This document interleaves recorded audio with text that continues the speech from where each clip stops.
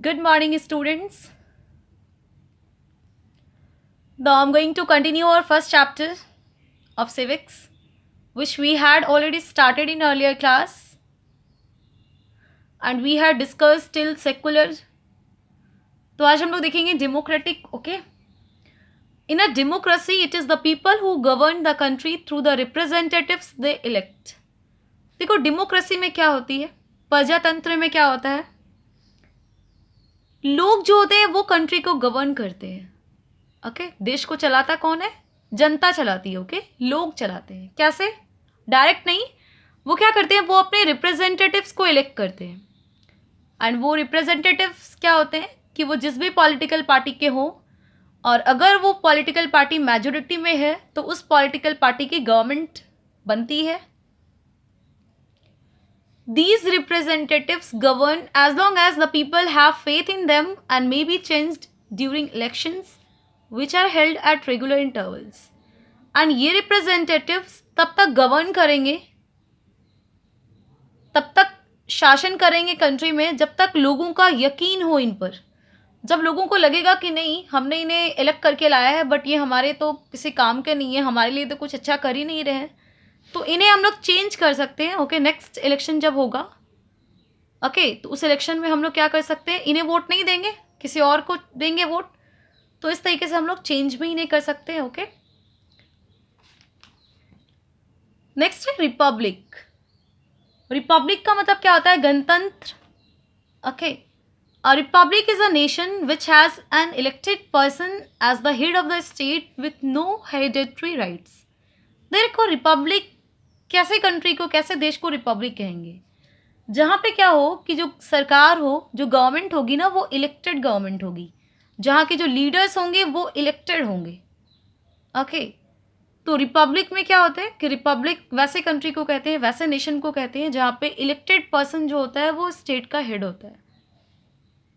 और इसका कोई हेरिडेटरी राइट्स नहीं है. ऐसा नहीं है कि उसको विरासत में मिला है कि आप चीफ मिनिस्टर बनोगे या प्राइम मिनिस्टर बनोगे, ऐसा कुछ नहीं होता है. यहाँ पे इलेक्शन के थ्रू वो इलेक्ट होकर आते हैं. This is significant because through it we all have been governed by the elected members indirectly. देखो रिपब्लिक, किसी देश का रिपब्लिक होना ज़रूरी है, इम्पॉर्टेंट है. क्यों? क्योंकि इस तरीके से हम लोगों पे हुकूमत कौन करेगा, जिन मेंबर्स को हमने इलेक्ट किया है वो करेंगे, उनके द्वारा हम लोग क्या किए जाएंगे, गवर्न किए जाएंगे. The constitution of India provides for an elected head of state who is known as the president. And India के संविधान में ये लिखा हुआ है कि यहाँ का जो हेड ऑफ स्टेट होगा वो क्या होंगे, इलेक्टेड होंगे. ओके वो इलेक्शन के थ्रू इलेक्ट होकर आएंगे. जैसे कि प्रेसिडेंट जो है वो हमारे हेड ऑफ द स्टेट कहलाते हैं. The president serves for a fix term and his office is not hereditary. देखो प्रेसिडेंट कब तक अपना काम करते हैं, तो जब तक उन्हें फिक्स टर्म के लिए चुना जाता है, जैसे इंडिया में 5 साल के लिए, ओके 5 ईयर्स के लिए. और इनकी जो ऑफिस होती है वो हेरिडेटरी नहीं है. ऐसा नहीं है कि आज जो प्रेसिडेंट है 5 साल बाद इनके बेटा बन जाएंगे प्रेसिडेंट, ऐसा नहीं होगा. नेक्स्ट फिर से न्यू प्रेसिडेंट इलेक्ट होकर आएंगे. इसलिए हम कह सकते हैं कि इंडिया एक रिपब्लिक कंट्री है. Okay next there is a question in talk over it, इसके बारे में हमें यहाँ पे बात करनी है. Universal adult franchise is important for the success of a democracy. आप जानते हैं यूनिवर्सल एडल्ट फ्रेंचाइज किसे कहते हैं. ये एक ऐसा राइट दिया जाता है सिटीजन्स को, हर वो सिटीजन्स जो 18 साल या 18 साल के ज़्यादा के होते हैं उन्हें राइट टू वोट दिया जाता है. ओके वोटिंग राइट दी जाती है कि वो इलेक्शन में वोट कर सकते हैं. तो ये इम्पॉर्टेंट है क्योंकि जो एडल्ट हैं, ओके वो यहाँ पे क्या करेंगे, उनके पास नॉलेज होगा, समझदार होंगे, तो वो अपने अकॉर्डिंग ही वोटिंग करेंगे. ओके तो ये हमारे डेमोक्रेसी की सक्सेस के लिए बहुत ही इंपॉर्टेंट है. नेक्स्ट है value and ideals of the constitution of India. यहाँ पे हम लोग देखेंगे कि हमारे जो इंडिया का जो संविधान है उसके कौन कौन से वैल्यू एंड आइडियल्स हैं, किन आदर्शों पे चलता है, क्या प्रिंसिपल्स हैं, इनको देखेंगे यहाँ पे. तो कुछ यहाँ पे वैल्यूज़ एंड आइडियल्स दिए हुए हैं जो हमारे प्रियम्बल में मेंशन है. ओके जैसे फर्स्ट में यहाँ पे जस्टिस है. ओके न्याय. To be just means to be fair, impartial and morally correct. Okay justice का मतलब क्या होता है, न्याय. ओके बिना एकदम किसी भेदभाव के, ओके फेयर होना, सबको एक समझना, When we speak of justice in the context of law, we mean equality before the law. अगर हम लोग कानून की ओके लॉ के कॉन्टेक्स्ट में अगर जस्टिस की बात करते हैं, इसका मतलब है कि लॉ की नज़र में, कानून की नज़र में हर इंसान इक्वल होना चाहिए. Social and economic justice means trying to reduce the inequalities in the wealth and social status of the people. देखो, जस्टिस जो है वो सोशल भी मिलनी चाहिए, सोशल जस्टिस भी होना चाहिए, इकोनॉमिक जस्टिस होनी चाहिए. सोशल जस्टिस का मतलब ये होता है कि कोशिश करनी चाहिए कि ये जो हमारे समाज में जो social status of the people में इतने जो डिफरेंसेस हैं, कुछ लोग काफ़ी क्या है हाई क्लास के हैं, कुछ लो क्लास के हैं, तो उनके बीच में कोई इनइक्वालिटीज़ ना हो, उसको कम से कम किया जाए, इनइक्वालिटीज़ को रिड्यूस किया जाए, सबके बीच में इक्वालिटी हो. इकोनॉमिक जस्टिस का मतलब क्या होता है कि जो भी लोग हैं उनके वेल्थ में जो डिफरेंसेस है, कुछ लोग जो रिच हैं, पुअर हैं, उनके बीच में भी जो इनइक्वालिटीज़ है, ओके, अमीरी एंड गरीबी का, इसे भी रिड्यूस किया जाए, कम किया जाए. Okay, justice should not be limited but should be all pervaded, touching the social, economic and political fields. देखो, न्याय जो है वो लिमिटेड नहीं है, नहीं होना चाहिए. ऐसा नहीं है कि बस आपको न्याय, आपको बस इकोनॉमिक जस्टिस मिलेगा. नहीं, आपको जस्टिस ओके हर जगह मिलेगी, चाहे वो सोशल हो, इकोनॉमिक हो, पॉलिटिकल हो. ओके, कोई अगर पॉलिटिक्स में जाना चाहते हैं, अगर इफ़ ओके कोई भी इंसान अगर कॉन्टेस्ट करना चाहते हैं, इलेक्शन में खड़े होना चाहते हैं, देन उन्हें भी जस्टिस है. ओके, वो जा सकते हैं. ओके, तो जस्टिस हर फील्ड में मिलनी चाहिए. ओके, नेक्स्ट है liberty, equality and fraternity. These 3 words have come to represent the spirit of democracy. ये 3 वर्ड्स जो है ना, ये डेमोक्रेसी के स्पिरिट को रिप्रेजेंट करते हैं, आत्मा को. The term liberty means freedom. Okay, liberty का मतलब क्या होता है? फ्रीडम, आज़ादी. किस चीज़ की freedom?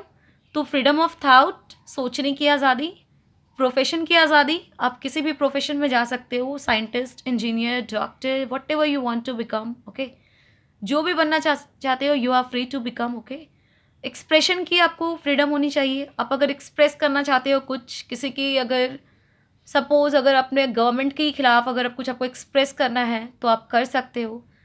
Believe, faith and worship. Okay, अगर आपको यकीन रखने की, ओके, आपको जो भरोसा है जिस पे रखना है आप रख सकते हो, यू आर फ्री. ओके, किसी भी धर्म पे अगर यकीन रखना है, ओके, आप वर्शिप करने के लिए भी फ्री हो. ठीक है, आपको जिस तरीके से वर्शिप करनी है कर लो. आप अगर मॉस्क में जाकर, मस्जिद में जाकर करना चाहते हो, कर सकते हो. ठीक है, अगर कोई टेम्पल में जाकर पूजा करना चाहता है वो भी कर सकता है. फ्रीडम है. Okay, there can be no liberty without equality, so the preamble to the Indian constitution also lays emphasis on equality along with liberty. देखो, आज़ादी तो तब मिलेगी जब इक्वालिटी होगी, जब सारे लोग को एक समान समझा जाएगा. तो प्रीएम्बल में हमारा जो कॉन्स्टिट्यूशन का जो प्रीएम्बल है, प्रस्तावना है, उसमें इस बात पे भी जोर दिया गया है कि लिबर्टी के साथ साथ इक्वालिटी भी मिले.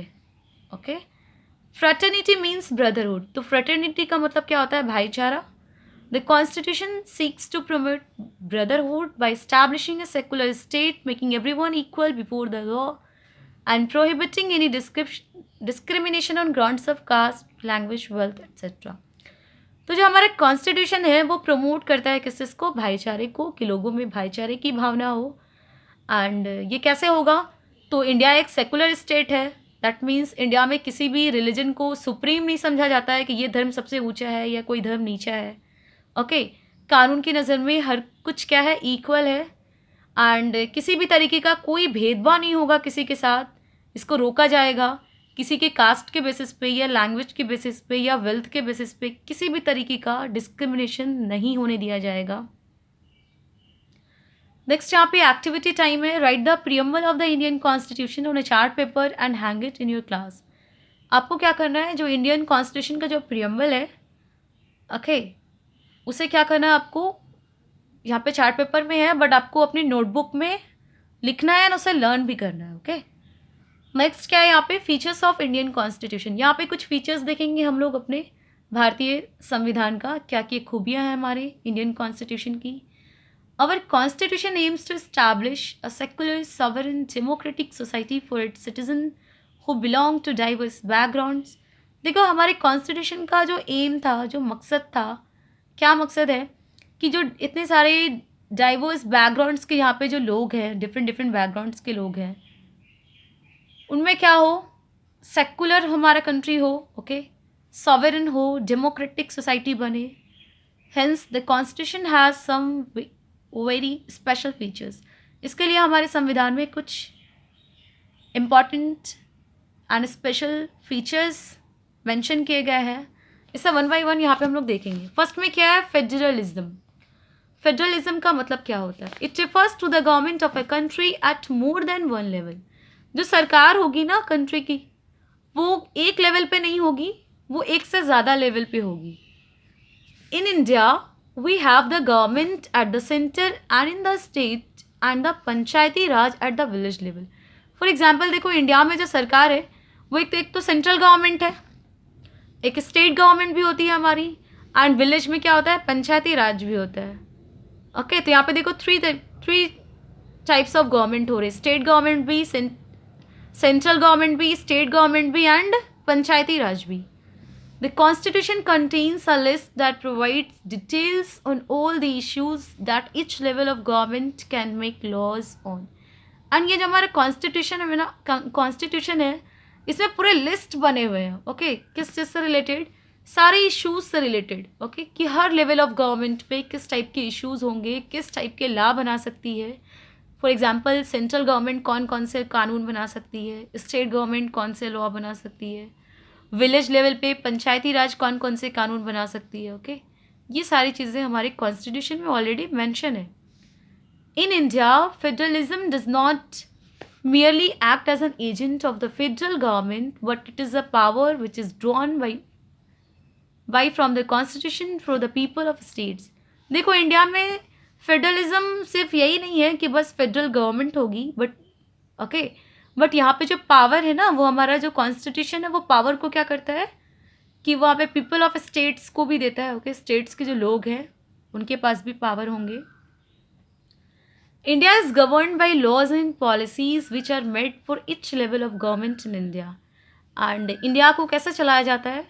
तो laws and policies के थ्रू चलाया जाता है जो हर लेवल की गवर्नमेंट बनाती है. फॉर एग्जांपल अगर हम लोग बिहार में रह रहे हैं तो हमारे लिए कुछ लॉज, कुछ पॉलिसीज़ जो हमारी सेंट्रल गवर्नमेंट बनाती है उसे हमें फॉलो करना पड़ता है. कुछ हमारी स्टेट गवर्नमेंट बनाती है, उसे उसके अकॉर्डिंग भी हम लोगों को क्या किया जाता है, गवर्न किया जाता है. ओके, एंड आप जानते हो कि इंडिया का जो कॉन्स्टिट्यूशन है वो वर्ल्ड का सबसे लॉन्गेस्ट रिटन कॉन्स्टिट्यूशन है. ओके, हमारा जो कॉन्स्टिट्यूशन है वो लिखित है, ओके, रिटन है, एंड पूरे वर्ल्ड में सबसे लंबा रिटन कॉन्स्टिट्यूशन जो है वो हमारी कंट्री का है. इतना लंबा कॉन्स्टिट्यूशन और किसी कंट्री का नहीं है रिटन में. ओके, बहुत सारे ऐसे भी कंट्री हैं जिनका जो कॉन्स्टिट्यूशन है, संविधान है, वो क्या है, ओरल है. ओके, ओरली है, लिखा हुआ नहीं है. नेक्स्ट यहाँ पे देखते हैं separation of powers. The government of a country has three main organs, the legislature, the executive and the judiciary. देखो यहाँ पे हमारे कंट्री में क्या है ना, पावर्स का सेपरेशन है. पावर एक के हाथ में नहीं है, पावर जो है वो डिवाइड किए हुए हैं, बटे हुए हैं. फॉर एग्जाम्पल हमारे कंट्री का जो गवर्नमेंट है ना उसको थ्री ऑर्गन्स में डिवाइड किया गया है. एक legislature, second executive and third हमारा जुडिशरी है. The Constitution clearly demarcates and defines the powers and rules of all the three organs.